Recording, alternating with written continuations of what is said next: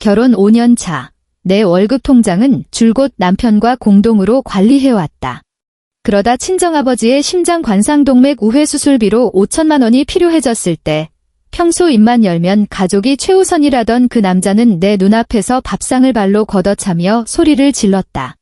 장인어른이 죽든 살든 나랑 무슨 상관이야. 그건 우리 엄마 전셋집 넓혀줄 돈이라고. 그 순간 나는 이른바 가족이라 불렸던 것에 역겨운 민낯을 똑똑히 보았다. 나는 울고불고 매달리는 대신 바닥에 널브러진 밑반찬 찌꺼기를 말없이 치웠다. 그리고 한 달 뒤 서울대학교 병원 응급실 앞 하루 15만 원의 간병인 비용조차 구하지 못해 내 발밑에 무릎을 꿇고 오열하는 남편을 향해 나는 차가운 얼음물을 한 모금 마시며 그를 내려다보았다. 내 엄마가 죽든 살든 나랑 무슨 상관이야? 구독 버튼을 눌러 오늘 저녁 준비한 이 소름 돋는 이야기에 귀 기울여 주시기 바랍니다. 펄펄 끓는 된장찌개가 내 허벅지를 타고 뚝뚝 흘러내렸다. 검붉은 국물과 푹 무른 애호박, 두부 조각들이 싸구려 강마루 바닥에 부딪히며 찰박거리는 불쾌한 소리를 냈다. 종아리 쪽으로 갓 끓어오른 찌개, 국물에 화상을 입은 듯 바늘로 찌르는 듯한 통증이 밀려왔다. 하지만 나는 미동도 하지 않았다. 두 무릎을 꿇고 바닥에 주저앉은 자세 그대로 눈앞에서 새 조각으로 박살난 까만 뚝배기를 멍하니 바라볼 뿐이었다. 남편 박민재가 제일 좋아하는 해물 된장찌개를 끓여주려고 바로 지난주에 모던하우스에서 새로 사온 뚝배기였다. 지금 그 찌개는 무거운 밥상과 함께 내 남편 박민재의 손에 의해 무참히 엎어져 있었다. 너 미쳤어. 박민재의 목소리가 당장이라도 천장을 부수어버릴 듯 쩌렁쩌렁 울렸다. 내 앞에 선 그의 가슴팍이 거칠게 오르내렸고 목덜미에는 극도의 분노로 시퍼런 핏대가 징그러운 지렁이처럼 툭 붉어져 있었다. 그는 내 코앞에 삿대질을 해대며 침방울이 내 얼굴에 튈 정도로 소리를 꽥꽥 질러댔다. 5천만 원. 내가 지금 입을 놀려서 달라는 돈이 5천만 원이야? 그 돈 다음 달에 우리 엄마 빌라에서 전세로 넓혀갈 때 보증금에 보탤 돈이잖아. 장인어른이 죽든 살든 나랑 무슨 상관인데? 장인어른이 죽든 살든 나랑 무슨 상관인데? 그 한마디가 녹슨 얼음 송곳이 되어 내 귓구멍을 타고 뇌수를 후벼파며 모든 이성을 갈기갈기 찢어놓았다. 불과 5분 전 친정동생이 응급실 복도에서 내게 전화를 걸어왔다. 길을 잃은 아이처럼 엉엉 우는 동생의 목소리에는 절망이 가득했다. 아버지가 급성 심근경색으로 쓰러져 지금 심폐소생술 중인데 당장 수술비와 중환자실 예치금으로 5천만 원을 결제하지 않으면 수술실 문턱조차 넘을 수 없다는 의사의 청천벽력 같은 말이었다. 나는 전화를 끊자마자 지푸라기라도 잡는 심정으로 텔레비전을 보며 저녁을 먹던 박민재에게 달려들었다. 우리가 결혼 후 뼈 빠지게 모아온 그 공동명의 통장에 돈을 쓰게 해달라고 애원했다. 그 통장에는 내가 매달 입을 것, 먹을 것 아껴가며 모은 내 월급, 고스란히 5천만 원이 들어있었다. 하지만 돌아온 것은 엎어진 밥상과 뼛속까지 시려오는 저주의 저 한마디였다. 나는 천천히 고개를 들어 눈앞의 남자를 올려다보았다. 결혼 생활 3년, 나는 이 가정을 위해 10원짜리 하나까지 허투루 쓰지 않았다. 한겨울에도 보일러 켜는 게 아까워 두꺼운 수면 바지에 카디건을 껴입고 지냈고 몇천 원 하는 커피값이 아까워 매일 회사 탕비실에서 카누 인스턴트 커피만 타 마셨다. 나는 우리가 더 나은 전셋집, 더 나은 미래를 위해 노력하고 있다고, 제대로 된 가정을 꾸려가고 있다고 믿었다. 그 통장에 내 돈도 절반 들어있잖아. 오내 목소리가 사시나무 떨리듯 떨렸고 위아래 치아가 부딪히며 딱딱거리는 소리까지 났다. 민재 씨, 거기 내 돈도 반이나 있다고. 우리 아빠 지금 응급실에 누워서 당장 돌아가실지도 몰라. 며칠만, 딱 며칠만 쓰고 내가 마이너스 통장 뚫어서 바로 채워 넣을게. 박민재의 눈동자가 순간 미세하게 흔들렸다. 그는 신경질적으로 자기 머리카락을 헝클어뜨리더니 획 돌아서며 차가운 등짝을 보였다. 안 된다면 안 되는 줄 알아. 우리 엄마 집주인이 벌써 최후 통첩을 날렸는데 보증금 못 구해서 우리 엄마가 반지하 방으로 쫓겨나는 꼴을 보겠다는 거야? 이 이기적인 여자야. 내 머릿속에는 친정 식구들밖에 없지. 현관문이 쾅 하고 부서질 듯 닫히는 굉음과 함께 집안은 죽은 듯한 정적에 휩싸였다. 나는 난장판이 된 바닥에 털썩 주저앉았다. 새하얀 홈웨어 위로 된장찌개에 누런 기름때가 번져갔다. 가슴 위에 수톤짜리 바위가 짓누르고 있는 것 같아 숨을 쉴 때마다 피비린내가 났다. 뭔가 이상했다. 방금 전 박민재의 그 회피하던 눈빛, 그리고 평소답지 않은 과도한 분노가 날카로운 가시처럼 신경을 찔렀다. 내가 아는 박민재라면, 정말로 시어머니의 전세 보증금 때문이었다면 다달이 이자가 어쩌고저쩌고 하며 장장 몇 시간에 걸쳐 내 피를 말렸을 것이다. 지금처럼 밥상을 엎어버리는 극단적이고 폭력적인 방식으로 대화를 강제 종료할 위인이 아니었다. 저 인간, 지금 허세를 부리고 있다. 무언가를 필사적으로 숨기고 있는 거다. 나는 국물에 푹 젖은 앞치마 주머니에서 덜덜 떨리는 손으로 스마트폰을 꺼냈다. 화면이 켜지며 뿜어내는 강렬한 빛이 핏발선 눈을 찔렀다. 국민은행 앱을 눌렀다. 비밀번호를 누르는 손가락이 미친 듯이 떨려 연달아 2번이나 오타를 냈다. 심호흡. 다시 입력. 화면 가운데 초록색 로딩원이 빙글빙글 돌았다. 그 1초 남짓한 시간 동안 내 심장은 멎어버린 듯했고 귓가에는 오직 내 거칠고 가쁜 숨소리만 들려왔다. 화면이 넘어갔다. 잔액 32,500원. 머릿속에서 웅 하는 이명이 울리며 거대한 쇠망치로 뒤통수를 후려 맞은 듯했다. 32,000원. 어떻게 32,000원밖에 없을 수가 있지? 지난달 초에 확인했을 때만 해도 분명히 5,100만 원이 고스란히 찍혀 있었는데 스마트폰을 쥔 손이 경련하듯 떨렸고 너무 힘을 준 나머지 손가락 관절이 하얗게 질렸다. 나는 반쯤 미친 사람처럼 거래 내역 조회를 누르고 화면을 미친 듯이 쓸어 올렸다. 한 페이지, 2페이지, 계속해서 밑으로, 더 밑으로.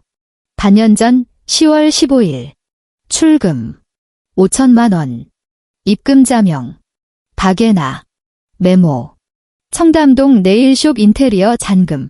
박예나. 하루 종일 재벌가 사모님 행세하는 망상에 빠져서 스타벅스 커피 한 잔을 마셔도 무조건 인스타그램에 사진부터 올리고 보는 내 시누이. 내 호흡이 완전히 멎어버렸다. 바닥에 엎질러진 된장찌개에서 쉰내 섞인 구역질 나는 냄새가 코를 찔렀다. 갑자기 위장이 뒤틀리며 구토가 밀려왔고 나는 바닥에 엎드린 채 헛구역질을 해댔다. 결국 통제력을 잃은 눈물이 바닥으로 뚝뚝 떨어져 기름진 찌개 국물과 뒤섞였다. 그랬던 거다. 그래서 그랬던 거야. 시어머니 전세 보증금 올려줄 돈. 장인어른 생사 따위 알바 아니라고? 전부 새빨간 거짓말이었다. 박민재는 이미 반년 전에 나 몰래 내가 피를 토하며 모은 피 같은 내 돈과 자신의 돈을 몽땅 긁어모아 자기 여동생의 그 허황된 겉멋들린 허세 사업에 통째로 쏟아부었던 것이다. 그가 밥상을 엎어버린 건 분노해서가 아니라 도둑이 제 발저렸기 때문이었다. 내가 당장 수술비로 돈을 빼자고 하면 텅텅 빈 통장의 실체가 발각될 테니까. 그래서 적반하장으로 선수를 쳐서 소리를 지르고 시어머니 보증금을 들먹이며 나를 낭떠러지로 밀어버린 것이다. 돈을 못 주게 하는 건 물론이고 나를 시댁 식구들 길거리로 나앉게 만드는 이기적이고 독한 며느리로 몰아붙이기 위해서 소름 돋도록 치밀한 수작. 구역질이 나는 집구석이었다. 나는 입안에서 비릿한 쇠마디 날 때까지 아랫입술을 꽉 깨물었다. 텅 빈 거실에 울리던 짐승 같은 울음소리가 서서히 멎었다. 나는 바닥에서 천천히 몸을 일으켰다. 옷에 묻은 오물 따위는 닦아내지도 않은 채 곧장 침실의 드레스룸으로 직진했다. 옷장 맨 아래 칸에서 비밀번호 자물쇠가 달린 더스트 박스를 끌어냈다. 상자를 열자 그 안에는 명품백 3개와 영롱하게 빛나는 다이아몬드 예물 세트가 고스란히 누워 있었다. 결혼하기 전 친정 부모님이 평생 모은 노후 자금을 털어내게 쥐어주신 혼수품이었다. 그때 엄마는 내 두 손을 꼭 잡고 말했다. 지연아, 시댁에 가서 기죽으면 안 돼. 이 물건들은 꼭 내 비상금으로 가지고 있어라. 나는 평소에 이 비싼 걸 들고 지옥철을 타는 게 꼴불견이라며 손때 한 번 제대로 묻히지 않고 애지중지 모셔만 두었었다. 이제 이것들은 내 아버지의 목숨줄이다. 새벽 2시. 나는 강남구에 있는 24시간 중고 명품숍 의자에 앉아 있었다. 매장의 창백한 조명이 감정사의 까다로운 얼굴 위로 떨어졌다.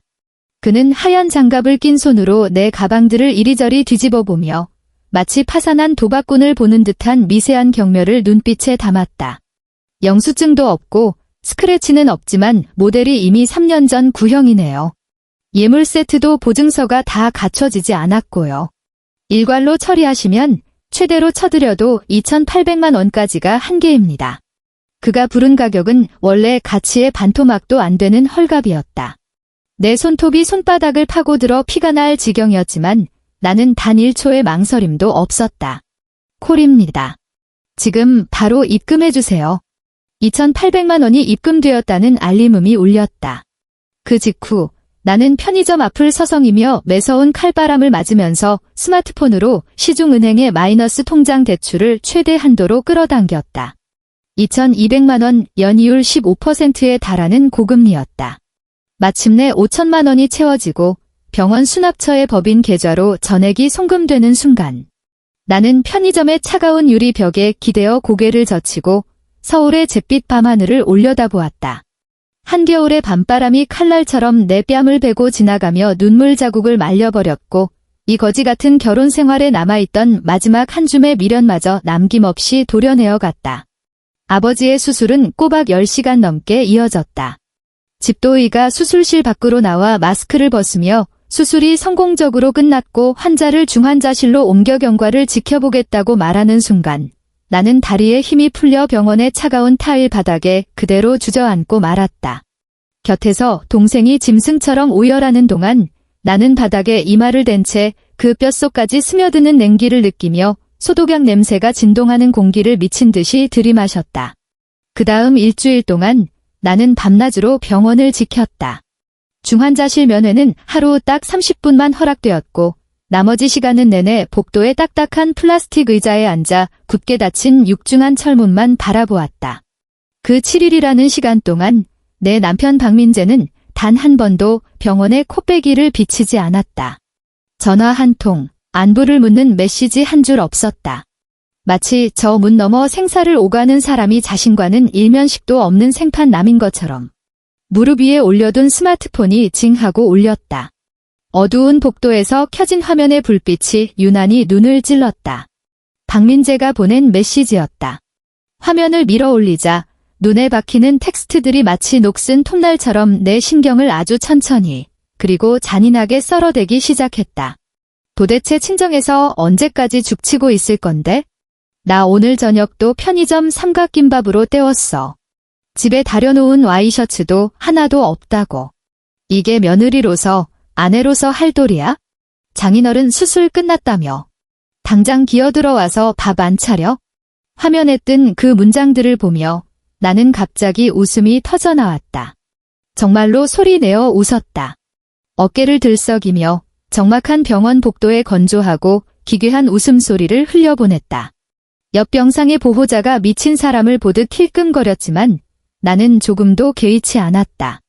아내, 며느리, 도리. 나는 스마트폰을 의자 위에 엎어두고 자리에서 일어났다. 복도 끝에 있는 자판기로 걸어가 얼음물 한 병을 뽑았다. 뚜껑을 비틀어 열고 고개를 젖힌 뒤 골이 띵할 정도로 차가운 얼음물을 식도로 콸콸 쏟아부었다. 얼음물이 식도를 타고 위장으로 곤두박질 치며 그동안 들끓던 구역질을 꽁꽁 얼려버렸고 내 마음속 깊은 곳에 남아있던 일말의 연민이나 정 같은 것들까지 완벽하게 동결시켜버렸다. 아버지의 상태가 일반 병실로 옮길 만큼 호전된 후 나는 집이라 불렸던 그곳으로 잠시 돌아갔다. 도어록 비밀번호를 누르고 문을 열자 시큼하게 쉰 음식 냄새와 매캐한 먼지 냄새가 훅 끼쳐왔다. 거실 바닥에는 그날 밤 엎어진 된장찌개의 잔해가 그대로 방치되어 있었다. 국물은 끈적하게 말라붙어 썩은 흑갈색 얼룩이 되었고 싸구려 장판 위를 흉측하게 덮고 있었다. 싱크대에는 설거지하지 않은 라면, 냄비와 편의점 도시락 쓰레기가 산처럼 쌓여 있었고 그 위로 초파리들이 윙윙거리며 날아다녔다. 박민재는 자기가 저지른 그 난장판을 걸레로 한 번 닦을 생각조차 하지 않은 채 이 돼지우리 같은 곳에서 뻔뻔하게 7일을 버티며 내가 돌아와 무료 파출부 노릇을 해주기만을 기다렸던 것이다. 나는 표정 하나 변하지 않고 그 더러운 바닥을 가로질러 서재로 들어갔다. 청소 도구를 꺼내는 대신 서랍을 모조리 열어젖혔다. 은행 보안카드, OTP, 각종 통장들, 내 월급 통장, 그리고 가장 중요한 서류인 이 아파트의 전세 계약서를 끄집어냈다. 이 집의 전세 보증금은 2억 원이었다. 결혼할 때 양가에서 1천만 원씩을 보탰고 나머지 모자란 보증금과 대출은 우리 두 사람의 공동 명의로 은행에서 받았다. 그리고 매달 원금과 이자를 상환하는 돈은 오롯이 내 월급 통장에서 자동 이체로 빠져나가고 있었다. 나는 이 모든 서류와 물건들을 방수 파일철에 가지런히 집어넣었다. 그러고는 컴퓨터를 켜서 회사 인사 시스템에 접속해 내 급여 수령 계좌를 나 혼자만 아는 은행조차 다른 새로운 비밀 계좌로 변경해버렸다. 모든 작업을 마친 뒤 책상 앞에 앉아 전화번호 하나를 눌렀다. 고등학교 동창이자 지금은 서초동에서 이혼 전문 변호사로 일하고 있는 최지은이었다. 지은아, 나야 나는 쓸데없는 안부 인사 따위는 생략하고 곧바로 본론으로 들어갔다.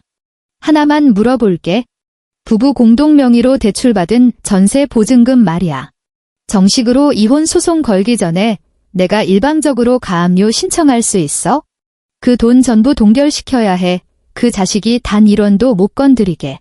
수화기 너머로 2초 정도 침묵이 흐르더니 곧이어 키보드를 타닥타닥 두드리는 소리가 들려왔다.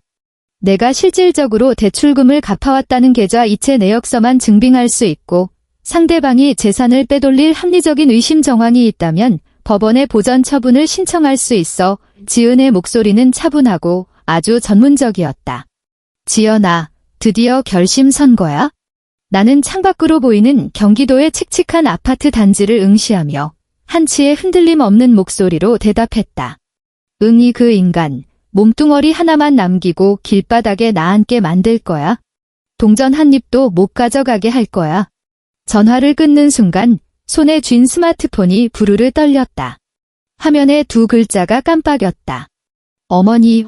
송파구에 살면서 매달 나를 불러다 김장김치니 밑반찬이니 온갖 노동을 시켜 먹으면서도 명절에 사과 한 알레 돈으로 사 먹게 만든 적 없는 징글징글한 시어머니였다. 나는 숨을 깊게 들이마시고 통화 버튼을 눌렀다. 그와 동시에 내 엄지손가락은 능숙하게 화면 가장자리를 쓸어내려 빨간색 녹음 버튼을 꾹 눌렀다. 삐 하는 짧은 소리와 함께 녹음이 시작되었다. 아이고, 지연이니? 수화기 너머로 들려오는 목소리에는 시어머니 특유의 억지로 꾸며낸 듯한 가식적인 억양이 묻어나 듣는 순간부터 온몸에 소름이 돋았다. 네, 어머니. 나는 최대한 평소처럼 고분고분한 목소리를 꾸며냈다. 사돈어른이 쓰러지셨다며? 아이고, 참네. 그것도 골치 아픈 일이네. 노인네들이 평소에 몸 관리를 안 하니까 늙어서 젊은 사람들 발목이나 잡고 말이야. 시어머니는 찝찝 혀를 차며 일말의 동정심은커녕 하늘 위에서 내려다보는 듯한 역겨운 우월감을 뿜어냈다. 나는 스마트폰을 쥔 손에 힘을 주어 손톱이 살을 파고들게 했지만 입 밖으로는 아무 대꾸도 하지 않았다. 위로하려고 건 전화가 아니라는 것쯤은 뼛속까지 알고 있었으니까. 지연아, 내가 오늘 너한테 전화한 건 확실히 짚고 넘어갈 게 있어서야. 시어머니의 말투가 돌연 날카롭게 돌변했다. 방금 전까지 억지로 발라놓았던 걱정스런 투는 온데간데 없었다. 사돈어른 아픈 거야 친정 식구들 일이지. 친정일은 친정에서 알아서 해결해. 우리 민재 돈에 손 벌릴 생각은 추호도 하지 말고. 우리 민재가 광화문 한복판에서 직장 생활하면서 돈 버는 게 얼마나 힘든데. 나 당장 다음 달에 전세 보증금도 올려줘야 하는 거 알지? 그녀는 잠시 말을 멈추고 내 반발을 기다리는 듯 하더니 내가 아무 말이 없자 더욱 기고만장해져서 말을 쏟아냈다. 내가 분명히 경고하는데 우리 민재 등골 빼먹을 생각꿈도 꾸지 마라. 출가회인이면 시댁 귀신이 돼야지. 어디서 친정 및 빠진 독에 박씨 집안 돈을 퍼다 나르려고 들어? 내가 만약 우리 돈 건드리면 당장 민재한테 이혼하라고 할 테니까. 알아들었어? 화면 위로 일렁이는 음성 녹음 파형을 바라보며 내 입꼬리가 서늘하게 말려 올라갔다. 네, 알아들었어요. 어머니의 내 목소리는 소름 끼치도록 차분했다. 나 스스로도 놀랄 만큼 완벽한 평온함이었다. 걱정 마세요. 민재 씨 돈은 단 1원도 건드리지 않을 테니까요. 그래, 알면 됐다. 며느리 도리는 알고 사네. 시어머니는 코웃음을 치더니 미련 없이 전화를 툭 끊어버렸다. 나는 까맣게 꺼진 스마트폰 화면을 내려다보며 이 녹음 파일의 이름을 어머니, 의료비 지급 거절 및 재산 협박 1024로 변경했다. 그리고 이 파일을 각기 다른 3개의 클라우드 드라이브에 안전하게 백업했다. 그날 이후 나는 아버지를 간병한다는 핑계로 아예 친정으로 짐을 옮겼고 쉰내가 진동하는 그 아파트에는 2번 다시 발을 들이지 않았다. 박민재는 처음 며칠은 카카오톡으로 입에 담지 못할 욕설을 퍼부으며 길길이 날뛰었지만 내가 정말로 자기 밥을 챙겨주지도 않고 생활비도 입금하지 않자 자존심을 세우며 냉전 모드에 돌입했다.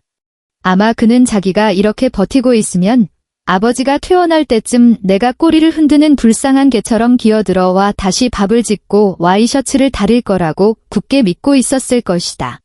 지난 한 달 동안 내가 전세 보증금 대출금 납입 내역서, 그가 나 몰래 박예나에게 5천만 원을 빼돌린 은행 거래 내역, 그리고 시어머니의 협박 녹음 파일까지 몽땅 최지은 변호사에게 넘겼다는 사실은 꿈에도 모른 채 서울중앙지방법원의 처리는 내 예상보다 훨씬 신속했다. 전세 보증금 가압류 명령이 정식으로 떨어졌고 그 2억 원이라는 돈은 이제 시베리아 한복판에 꽁꽁 얼어붙은 빙하처럼 어느 누구도 단 한 푼 건드릴 수 없는 상태가 되었다. 그리고 한 달 뒤 어느 금요일 오후 서울에 첫눈이 내리기 시작했다. 생기 잃은 잿빛 도로 위로 펑펑 쏟아지던 눈송이들은 이내 자동차 바퀴에 짓밟혀 시궁창 같은 검은 진흙으로 변해갔다. 나는 병실에 앉아 아버지가 드실 사과를 깎고 있었다. 그때 침대 협탁 위에 올려둔 스마트폰이 발작하듯 진동하기 시작했다. 화면에 박민재의 이름이 미친 듯이 깜빡거렸다. 나는 진동이 거의 끝날 때까지 그 이름을 무표정하게 바라보다가 아주 느릿느릿 화면을 밀어 전화를 받았다. 한지연, 너 지금 어디야? 당장 강남 연세병원 응급실로 튀어와. 빨리. 통화가 연결되자마자 짐승이 울부짖는 듯한 박민재의 비명이 귀청을 때렸다.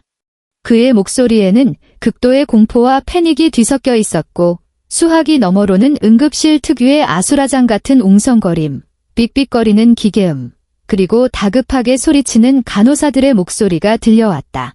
무슨 일인데? 나는 손에 든 과도로 새빨간 사과 껍질을 끊기지 않게 깎아내며 한없이 건조한 목소리로 물었다. 우리 엄마 쓰러지셨어. 뇌경색이래. 지금 심폐소생술 중이라고. 박민재의 목소리는 덜덜 떨리다 못해 엉엉 우는 소리로 변해 있었다. 빨리 돈 가져와. 의사가 당장 머리 여는 개두술 해야 한다고. 이번 보증금부터 결제하래. 나 지금 수중에 그만한 돈 없으니까 빨리 내 카드 들고 오라고. 나는 사과를 깎던 손을 멈췄다. 허공의 멈춘 과도 끝에서 사과 껍질이 대롱거렸다. 뇌경색. 한 달 전 전화통 너머로 쩌렁쩌렁한 목소리로 나를 거머리 취급하며 저주를 퍼붓던 그 늙은 여자의 얼굴이 뇌리를 스쳤다. 고작 한 달 만에 그녀가 던진 업보의 부메랑이 정확히 자기 자신의 뇌혈관을 터뜨려버린 것이다.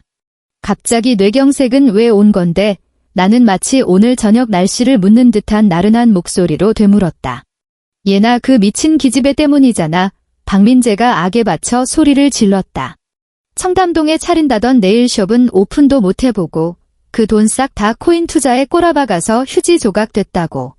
오늘 오후에 사채업자들이 우리 엄마 집까지 쳐들어가서 문 부수고 난리치니까 엄마가 그거 보고 혈압 터져서 거실에 그대로 쓰러지셨어. 잔말 말고 빨리 돈부터 챙겨와. 의사가 수술비랑 당장 중환자실 예치금으로 최소 6천만 원은 결제해야 한대. 6천만 원. 나는 눈처럼 뽀얀 사과 과육을 내려다보다가 예쁘게 깎은 사과를 아버지에게 내밀었다. 아버지가 걱정스러운 눈빛으로 나를 쳐다보았지만 나는 안심하라는 듯 부드럽게 눈을 맞춘 뒤 외투를 챙겨 입고 병실을 나섰다. 병원 복도에는 소독약 냄새와 타인의 절망이 섞인 공기가 맴돌았다. 나는 1층 로비에 있는 카페테리아로 걸어갔다. 줄을 서고 주문을 하고 진동벨이 울리기를 기다렸다. 5분 뒤 나는 얼음을 듬뿍 넣은 아이스 아메리카노 한 잔을 손에 든 채 콧노래를 흥얼거리며 아주 여유로운 발걸음으로 응급실 로비를 향해 걸어갔다. 저 멀리서 박민재의 모습이 한눈에 들어왔다. 그는 응급실 문 밖 복도에서 머리 잘린 파리처럼 이리저리 안절부절 못하며 맴돌고 있었다. 그가 입은 정장은 구깃구깃했고 넥타이는 삐딱하게 풀어 헤쳐져 있었으며 땀에 흠뻑 젖은 머리카락은 이마에 딱 달라붙어 있었다. 그는 스마트폰을 쥔 채 미친 듯이 어딘가로 전화를 걸어대고 있었지만 상대방은 통 전화를 받지 않는 모양이었다. 아, 시발. 전화 좀 받으라고. 박애나 이 미친년아. 그는 스마트폰을 향해 분노에 차 울부짖더니 옆에 있던 스테인리스 쓰레기통을 신경질적으로 걷어찼다. 쾅 하는 커다란 소음이 울려 퍼지자 주변에 있던 환자 보호자들과 간호사들이 불쾌한 눈초리로 그를 흘겨보았다. 그때 획 고개를 돌린 그와 몇 미터 밖에서 그를 물끄러미 바라보던 나와 정확히 눈이 마주쳤다. 순간 그의 흐리멍덩했던 두 눈에 번쩍하고 생기가 돌았다. 마치 물에 빠져 허우적대던 사람이 구명조끼라도 발견한 것 같은 표정이었다. 그는 두세 걸음 만에 내 코앞으로 달려와서는 내 팔뚝을 덥석 냅다 움켜쥐었다. 내 뼈가 으스러질 정도로 무지막지한 악력이었다. 어딜 쏘다니다가 이제 와. 돈은? 카드 가져왔어? 빨리 내놔. 그는 핏발이 시뻘겋게 선 눈을 부릅뜬 채 비 오듯 땀을 흘리며 소리쳤다. 그가 입을 열 때마다 극도의 초조함에서 비롯된 역겨운 입냄새가 확 끼쳐왔다. 나는 차갑게 식은 눈으로 그를 응시하다가 시선을 천천히 아래로 내려 내 팔뚝을 틀어진 그의 손등을 쳐다보았다. 이거 놔의 내 목소리는 크지 않았지만 아수라장 같은 응급실 복도에서 소름 끼치도록 또렷하게 울려 퍼졌다. 박민재는 순간 흠칫하더니 내 태도를 전혀 납득하지 못하겠다는 듯 당황한 기색을 보였다. 하지만 그는 내 팔을 놓기는커녕 오히려 더 꽉 움켜쥐며 악마처럼 일그러진 얼굴로 내게 고함을 질렀다. 너 지금 무슨 미친 소리 하는 거야? 우리 엄마가 저 안에서 다 죽어가고 있다고. 6천만. 빨리 가서 결제해. 너 얼마 전에 연말 성과급 받았잖아. 그리고 내 회사 퇴직금. 당장 가서 퇴직금 중간 정산 받아오라고. 우리 엄마 수술해야 한다잖아. 퇴직금. 그는 내 노후를 위해 모아둔 퇴직금까지 싹 다 계산해 넣고 있었다. 나를 거머리 취급하며 저주를 퍼붓던 자기 어머니를 위해서, 그리고 우리 부부의 전 재산을 훔쳐다 코인판에 날려버린 자기 여동생을 위해서.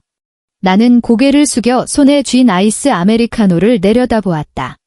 투명한 플라스틱 컵 표면에는 물방울이 촘촘하게 맺혀 있었고 갈색 액체 속에서 가거름들이 둥둥 떠다니며 뼛속까지 시린 냉기를 뿜어내고 있었다. 컵 표면을 타고 흘러내린 물방울이 내 손등 위로 툭 떨어졌다. 그 얼음장 같은 감촉에 내 머릿속은 그 어느 때보다 무섭도록 맑아졌다. 나는 천천히 눈꺼풀을 들어 올려 이기심과 초조함으로 흉측하게 일그러진 박민재의 면상을 뚫어지게 직시했다. 나는 아무런 미동도 하지 않았다. 그의 손을 뿌리치지도 않은 채 얼음 가득한 커피를 쥐고 있는 자세 그대로 고요하게 그를 바라보았다. 응급실 복도에 코를 찌르는 크레졸 소독약 냄새, 비릿한 피 냄새, 그리고 사람들의 절망이 뒤섞인 땀 냄새가 내 폐부를 무겁게 짓눌렀다. 내 팔뚝을 쥔 박민재의 손가락은 갈수록 더 세게 파고들었고 그의 손톱이 내가 입고 있던 두꺼운 겨울 캐시미어 코트를 뚫고 들어와 생사를 후벼 팔 지경이었다. 그는 짐승처럼 거칠게 숨을 몰아쉬었다. 그가 내뱉는 숨결에서는 어젯밤부터 양치질도 하지 않은 시큼한 구취와 극도의 패닉 상태에서 뿜어내는 초조함이 진동했다. 연애 시절 나를 다정하게 바라보던 그 두 눈은 이제 시뻘건 핏발로 가득 차 있었고 안구가 충혈되어 툭 튀어나올 듯한 꼴이 벼랑 끝에 몰린 들짐승이나 다름없었다. 이마에서 뺨을 타고 흘러내린 땀방울이 목기 뒤 누렇게 바랜 구겨진 흰 셔츠 위로 뚝뚝 떨어졌다. 나는 그렇게 조용히 그를 바라보았다. 나와 3년이라는 시간 동안 한 침대를 썼던 이 낯선 남자를. 순간 머릿속 깊은 곳에서 아무런 예고도 없이 수문이 활짝 열렸다. 30여일 전의 그날 밤, 똑같은 눈빛, 똑같이 분노로 일그러져 있던 저 면상. 그날 그는 내 앞에 거만하게 서서 펄펄 끓어오르던 그 해물 된장찌개 뚝배기를 손바닥으로 쳐서 엎어버렸다. 검붉은 찌개 국물이 내 종아리로 튀어올라 벌겋게 화상을 입혀 수포가 생겼었다. 그때 그는 길길이 날뛰며 아버지를 살리고 싶어 처절하게 부서져 내린 내 가슴을 세상에서 가장 악독한 말로 처참히 짓밟았다. 그는 말했다. 장인어른이 죽든 살든 나랑 무슨 상관인데? 그런데 지금 그는 물에 빠진 사람이 지푸라기라도 잡듯 나를 붙들고 마치 아랫사람에게 명령하듯 당당하게 요구하고 있었다. 내 노후를 위해 모아둔 퇴직금까지 싹싹 긁어와서 자신들의 탐욕과 멍청함이 만들어낸 그 6천만 원짜리 시궁창을 메워달라고 말이다. 나는 아주 천천히 깊게 숨을 들이마셨다. 응급실의 차디찬 공기가 콧속을 지나 폐부 깊숙이 스며들자 내 입 밖으로 튀어나온 목소리는 얼음장처럼 단단하게 굳어 있었다. 내 엄마가 죽든 살든 나랑 무슨 상관인데? 그 한마디가 내 입술을 벗어난 순간 복도의 시간이 일시정지 버튼이라도 눌린 듯 멈춰버렸다. 박민재의 표정이 그대로 굳어버렸다. 초조함으로 붉게 달아올랐던 얼굴은 내 말을 듣자마자 순식간에 핏기가 싹 가시며 허옇게 질려갔고 곧이어 끔찍한 모욕감과 경악이 그의 이목구비를 뒤덮었다. 그의 눈가가 파르르 경련을 일으켰고 입술은 사시나무 떨듯 떨렸다. 평소에는 큰 소리 한 번 내지 못하고 주방에서 묵묵히 설거지만 하던 아내가 감히 이 상황에서 이런 막말을 짓거릴 줄은 상상조차 하지 못했다는 표정이었다. 너 지금 뭐라고 했어? 극도의 충격으로 삑사리가 난 그의 목소리는 손톱으로 칠판을 긁는 소리처럼 끔찍하게 귀를 찔렀다. 나는 조금도 물러서지 않고 오히려 그를 향해 한 걸음 더 바짝 다가섰다. 내 손에 쥐어있던 아이스 아메리카노 컵 표면의 물방울들은 이미 작은 물줄기가 되어 내 손등을 타고 반짝이는 타일 바닥 위로 뚝뚝 떨어지고 있었다. 내 말은 나는 그의 눈동자를 똑바로 쏘아보며 또박또박 한 글자씩 끊어서 다시 읊어주었다. 글자 하나하나를 면도날로 만들어 그의 얼굴에 내뱉어버리겠다는 듯 아주 힘주어 씹어 뱉었다. 내 어미가 죽든 살든 나랑 무슨 상관이냐고. 이 악독한 년이. 발작적인 짐승의 포효와 함께 박민재는 완전히 이성을 잃어버렸다. 그는 내 팔을 잡고 있던 손을 거칠게 뿌리치더니 곧장 오른쪽 팔을 높이 치켜들었다. 복도 천장의 창백한 형광등 불빛이 그의 약지에 끼워진 싸구려 민무늬 결혼 반지에 부딪히며 서늘한 안광을 번쩍였다. 그의 손바닥이 허공을 가르는 매서운 바람 소리를 내며 내 뺨을 향해 맹렬하게 날아왔다. 그래도 명색이 시어미인데 내년이 감히 그딴 천하의 호로잡년 같은 소리를 짓거려. 예전에 한지연이었다면 필시질에 겁을 먹고 두 눈을 질끈 감은 채 놀란 메추라기처럼 잔뜩 움츠러들어 그 더러운 손찌검을 고스란히 뺨으로 받아냈을 것이다. 하지만 지금의 나는 단 한 가닥의 속눈썹조차 미동하지 않았다. 그의 따귀가 내 얼굴에 꽂히기 찰나의 순간 나는 날렵하게 몸을 왼쪽으로 비틀었다. 발밑의 구두 굽이 대리석 바닥을 긁으며 끽하는 날카로운 마찰음을 냈다. 있는 힘껏 팔을 휘둘렀던 박민재는 허공에 헛손질을 하고 말았고 그 반동을 이기지 못한 채 몸이 앞으로 쏠려 우스꽝스럽게 비틀거렸다. 그가 채 중심을 잡기도 전 나는 망설임 없이 내 오른팔을 번쩍 치켜들었다. 5손가락에 있는 힘껏 악력을 주어 내 손에 들려있던 플라스틱 테이크아웃 컵을 찌그러뜨렸다. 퍽 하는 둔탁한 소리와 함께 헐거운 플라스틱 뚜껑이 허공으로 튕겨나갔다. 투샷 에스프레소에 큼지막한 가거름이 꽉꽉 들어차 있던 새까만 커피액이 허공의 서늘한 포물선을 그리며 당황한 박민재의 면상 한가운데로 한 치의 오차도 없이 촥 하고 처박혔다. 뼛속까지 얼어붙을 듯한 아메리카노가 그의 머리통을 흠뻑 적셨다. 시꺼먼 커피가 이마와 콧대, 턱선을 타고 주룩주룩 흘러내려 그 구질구질한 흰 셔츠 안으로 스며들었다. 아직 채 녹지 않은 단단한 가거름 10여 개가 그의 광대뼈를 강타한 뒤 바닥으로 타다닥 떨어져 대리석 바닥 저 멀리까지 미끄러져 갔다. 아악! 박민재가 찢어지는 비명을 지르며 반사적으로 양손으로 얼굴을 감싸 쥐고 추잡하게 뒷걸음질을 쳤다. 후끈한 응급실 공기 속에서도 살을 애는 듯한 냉수 마찰에 그는 온몸을 부르르 떨었다. 바쁘게 오가던 간호사들, 휠체어를 끌던 환자 보호자들, 그리고 애가타게 진료를 기다리던 사람들까지 모두 이 난리통의 시선을 빼앗겼다. 수십 쌍의 눈동자가 일제히 우리 쪽으로 향했다.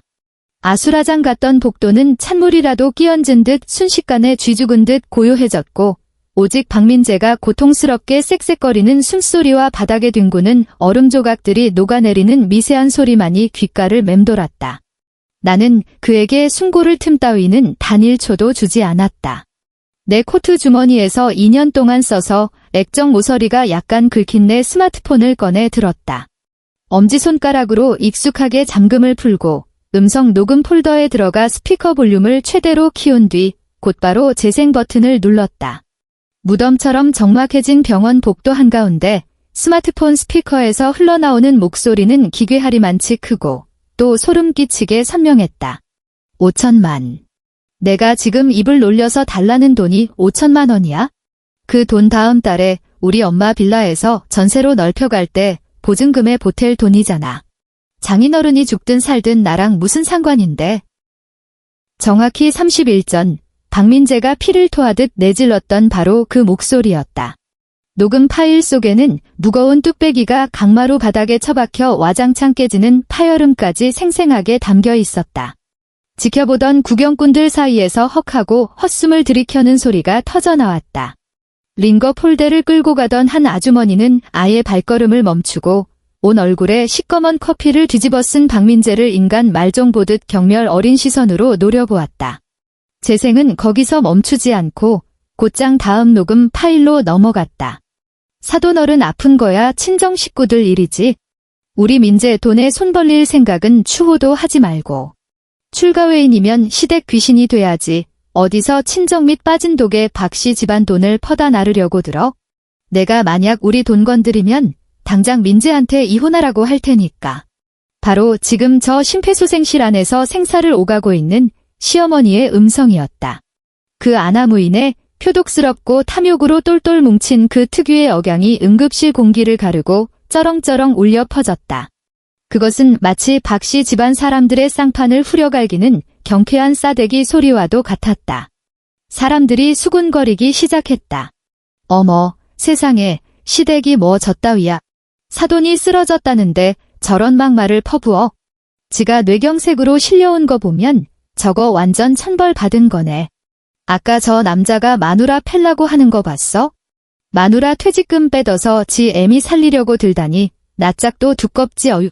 사방에서 밀려드는 조롱 섞인 쑥덕거림이 파도처럼 덮쳐왔다. 구경꾼들이 내뱉는 말 한마디 한마디가 독침이 되어 박민재의 그 알량하고 하찮은 자존심 정중앙에 푹푹 꽂혔다. 그는 커피 국물을 뚝뚝 흘리며 그 자리에 멍하니 서 있었다. 불그락푸르락하던 그의 얼굴은 어느새 허옇게 질렸다가 이제는 시퍼렇게 죽어가고 있었다. 그가 입을 뻐끔거리며 무어라 변명하려 애썼지만 주변을 가득 메운 저기에 찬 눈초리들에 짓눌려단 한 글자도 뱉어내지 못했다. 사회적 매장이라는 게 어떤 마든지 이제 좀 실감이 날까? 나는 태연하게 재생정지 버튼을 눌렀다. 그러고는 어깨에 메고 있던 검은색 토트백의 지퍼를 열었다. 그 안에는 화장품 파우치도 텀블러도 없었다. 오직 두툼한 서류 봉투 2개만이 들어있을 뿐이었다. 봉투 겉면에는 법원의 붉은 관인이 선명하게 찍혀 있었다. 나는 묵직한 서류 2뭉치를 꺼내 들었다.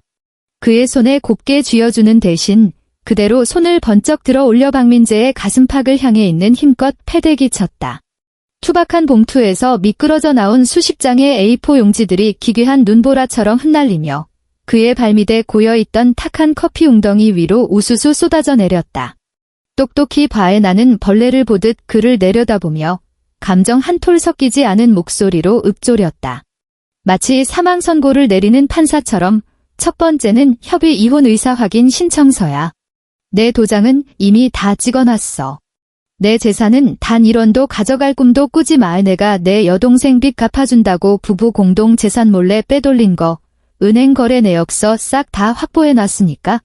박민재는 넋이 나간 듯 고개를 푹 숙인 채 제 발밑에 나뒹 구는 서류 뭉치들을 멍하니 바라보았다. 그의 몸이 통제불능 상태로 바들바들 떨리기 시작했다. 그리고 두 번째, 나는 상체를 살짝 숙여 공포에 질려 초점이 나간 그의 두 눈을 똑바로 응시했다. 내 입가에 기어코 잔혹하리 많지 차가운 미소가 번졌다. 서울중앙지방법원에서 발송한 전세보증금 가압류 결정문이야. 가압류라는 세 글자가 떨어지기가 무섭게 박민재는 벼락이라도 맞은 것처럼 번쩍 고개를 쳐들었다. 시퍼렇게 질린 입술을 달달 떨며 그가 더듬거렸다. 너 지금 무슨 짓을 한 거야? 내가 무슨 자격으로 그 돈을 묶어? 그거 우리 신혼집 전세 보증금이잖아. 틀렸지. 그건 내가 매달 피 빠지게 대출금 갚아가며 지켜낸 내 전세 보증금이야. 나는 허리를 꼿꼿이 세우고 코트깃을 우아하게 매만지며 시체를 쳐다보는 눈빛으로 그를 쏘아보았다. 다음 달에 우리 시어머니 전세 보증금 올려드릴 때 쓰시겠다고 했지? 정말 유감스럽게도 그 2억, 지금 법원 계좌에 한 치의 틈도 없이 꽁꽁 얼어붙어 있어. 너희는 그 돈에서 단 한 푼도 빼서 수술비로 쓸 수 없을 뿐만 아니라 조만간 너희가 살고 있는 그 빌라 현관문에 시뻘건 법원 압류 빨간 딱지가 덕지덕지 붙게 될 거야. 빨간 딱지라는 단어는 박민재의 얄팍한 멘탈을 산산조각 냈다. 대한민국에서 그 딱지가 의미하는 것은 신용불량자, 길바닥으로 쫓겨나는 노숙자, 그리고 사회적 사형 선고나 다름없었으니까. 그는 결국 다리에 힘이 풀려 얼음 조각과 커피가 뒤섞인 그 시커먼 구정물 바닥 위로 철퍼덕 무릎을 꿇었다. 그가 내 코트 자락을 붙잡으려 허우적대며 미친 사람처럼 횡설수설 애원하기 시작했다. 지연아, 내가 잘못했어. 내가 진짜 죽을 죄를 졌어. 제발 우리 엄마 좀 살려줘. 가압류 좀 풀어주면 안 될까? 내가 이렇게 빌게. 제발. 우리 엄마 목숨이 달린 돈이잖아. 나는 더러운 오물이라도 피하듯 뒤로 한 걸음 물러서며 시커멓게 얼룩진 그의 손길을 매몰차게 쳐냈다. 이건 너희 박씨 집안의 업보니까 너희들이 평생 알아서 갚아. 나는 미련 없이 획 돌아섰다. 국어라는 그를 단 한 번도 뒤돌아보지 않았고 등 뒤로 쏟아지는 사람들의 수군거림에도 신경 쓰지 않았다. 또각또각 구두 소리를 울리며 응급실 복도를 가로질러 병원의 무거운 회전문을 밀고 밖으로 나섰다. 밖에는 첫눈이 아까보다 훨씬 더 펑펑 쏟아지고 있었다. 살을 내는 매서운 칼바람이 눈보라를 몰고 와 뺨을 때렸지만 이 순간 내게 그 바람은 태어나서 처음 느껴보는 완벽한 자유이자 짜릿한 해방감이었다. 그날 이후로 나는 박민재의 지옥 같은 세상에서 영원히 증발해버렸다.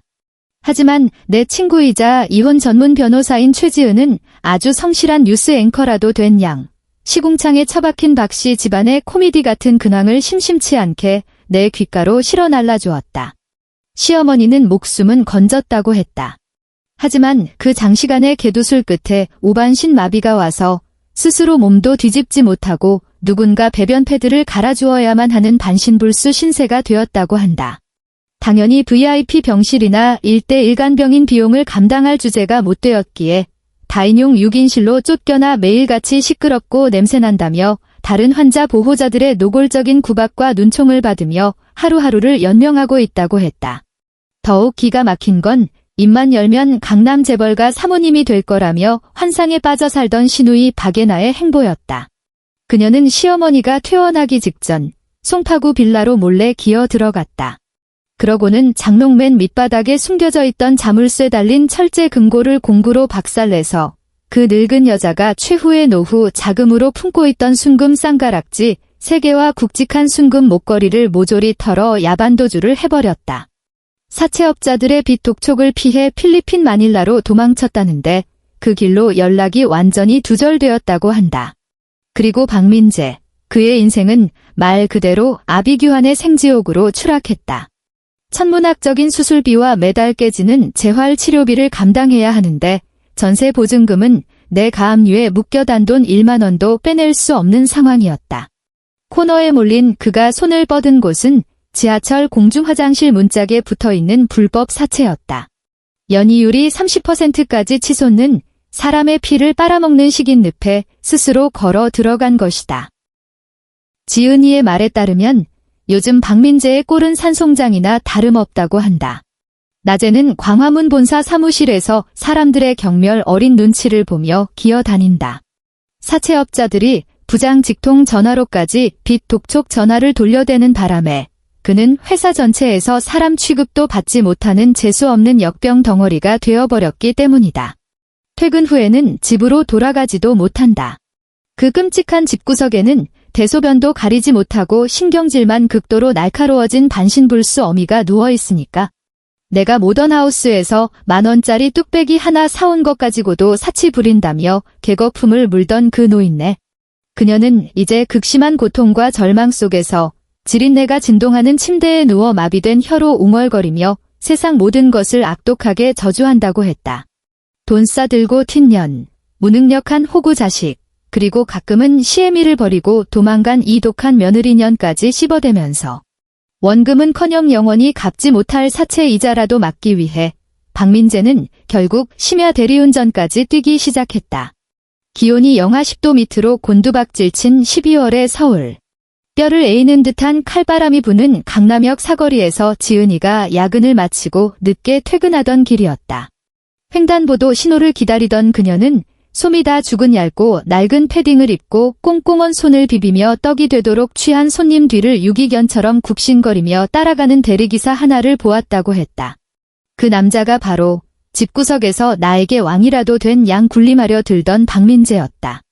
그 기막힌 사연들을 전해 들을 때 나는 경기도 일산 신도시의 채광 좋은 넓은 아파트 거실에 앉아 있었다.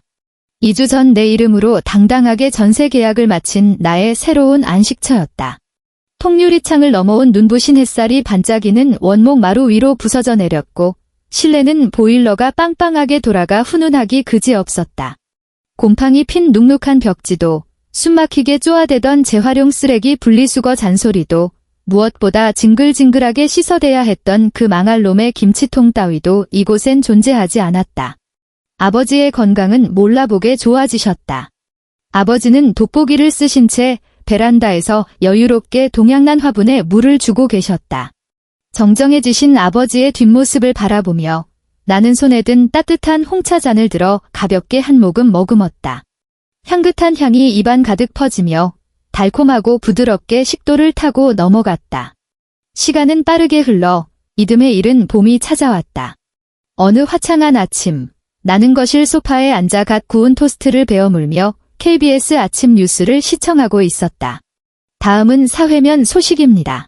어제 오후 서울경찰청 지능범죄수사대는 광화문에 위치한 모 대기업 본사에서 업무상 횡령 혐의를 받고 있는 30대 남성 직원 박모 씨를 현장에서 긴급 체포했습니다. 박 씨라는 성씨가 귀에 꽂히는 순간 토스트를 들고 있던 내 손이 멈칫했고 자연스레 시선이 텔레비전 화면으로 향했다. 화면 속에는 등은 잔뜩 굽고 머리는 반백이 되어 영락없는 50대 노인의 꼴을 한 남자가 2명의 형사에게 양팔을 결박당한 채 회사 로비를 끌려 나오고 있었다. 그의 손목에는 차가운 수갑이 채워져 있었고 머리에는 꼬질꼬질한 검은색 점퍼가 푹 씌워져 자신을 향해 쏟아지는 동료들의 스마트폰 카메라와 기자들의 플래시 세례를 필사적으로 가리려 하고 있었다. 뉴스 앵커의 차갑고 객관적인 브리핑이 거실을 채웠다. 경찰 조사에 따르면 피의자 박 씨는 불법 사채 빚에 시달리던 중 중증장애를 앓고 있는 노모의 엄청난 간병비까지 감당하지 못하게 되자 자신의 직위를 악용해 지난 3개월에 걸쳐 10여 차례 회사 공금 1억 2천만 원을 빼돌린 것으로 드러났습니다. 경찰 측은 해당 횡령액이 이미 사채 빚을 막는데 모두 탕진되어 환수가 불가능한 상태라고 밝혔습니다. 박 씨에게는 수년간의 징역형과 더불어 막대한 민사상 손해 배상 청구가 이어질 전망입니다. 자료 화면은 박민재가 호송차에 밀어 넣어지는 장면으로 넘어갔다. 그때 마침 거센 바람이 불어와 그의 머리를 덮고 있던 점퍼 자락이 훌렁 벗겨졌고 찰나의 순간 카메라 렌즈가 그의 여벌구를 포착했다. 수분이 전부 말라 비틀어진 살아있는 시체나 다름없는 상판이었다. 눈동자가 있어야 할 자리는 시커멓게 푹 파였고 광대뼈만 기괴하게 튀어나왔으며 초점 없는 눈빛은 바닥까지 말라버린 우물처럼 텅 비어 있었다. 그는 반항하지도 억울하다 소리치지도 않은 채 그저 영혼이 증발해버린 좀비처럼 형사들의 손길에 이끌려 빨갛고 파란 경광등이 번쩍이는 호송차 안으로 사라졌다. 뉴스의 우측 하단에는 친절하게도 모자이크 처리된 이웃 주민 아주머니의 불평 섞인 인터뷰까지 덧붙여졌다. 아니 글쎄 그 집 아들내미가 잡혀갔다는데 방구석에 마비 와서 누워있는 저 늙은이는 이제 어떻게? 어젯밤에도 방 안에서 밤새도록 귀신처럼 소리를 지르는데 구린내가 복도까지 진동하고 아주 미쳐버리겠어. 쯧쯧 천벌을 받았지? 나는 고요히 텔레비전 화면을 응시하며 딸기잼을 듬뿍 발라 노릇하게 구워진 토스트 조각을 천천히 씹어 삼켰다. 새콤달콤한 딸기잼의 맛이 혀끝을 부드럽게 감싸며 포근하고 안락한 기분을 선사했다. 내 가슴을 3년 내내 숨막히게 짓누르고 있던 거대한 바위가 눈부시게 화창한 이 봄날의 아침에 이르러 마침내 산산조각이 나 한 줌의 먼지처럼 바람에 흩날려 날아갔다. 나는 거실 테이블 위에 놓인 리모컨을 집어들고 아무런 표정의 변화 없이 빨간색 전원 버튼을 꾹 눌렀다. 띡 하는 경쾌한 기계음. 텔레비전 화면이 새까맣게 꺼지며 박민재와 박씨 집안 것들이 평생토록 뒹굴어야 할 그 끔찍한 지옥을 나의 세상 밖으로 영원히 차단해버렸다. 나는 자리에서 일어나 베란다 창가로 걸어갔다. 초봄의 따사로운 바람을 온몸으로 맞으며 기지개를 길고 시원하게 쭉 켰다. 오늘 날씨 정말 끝내주게 좋다. 오늘 준비한 이야기는 여기까지입니다. 속이 뻥 뚫리는 통쾌한 이 결말이 구독자 여러분의 기분까지 상쾌하게 만들어 드렸기를 바랍니다. 그럼 다음 영상에서 뵙겠습니다.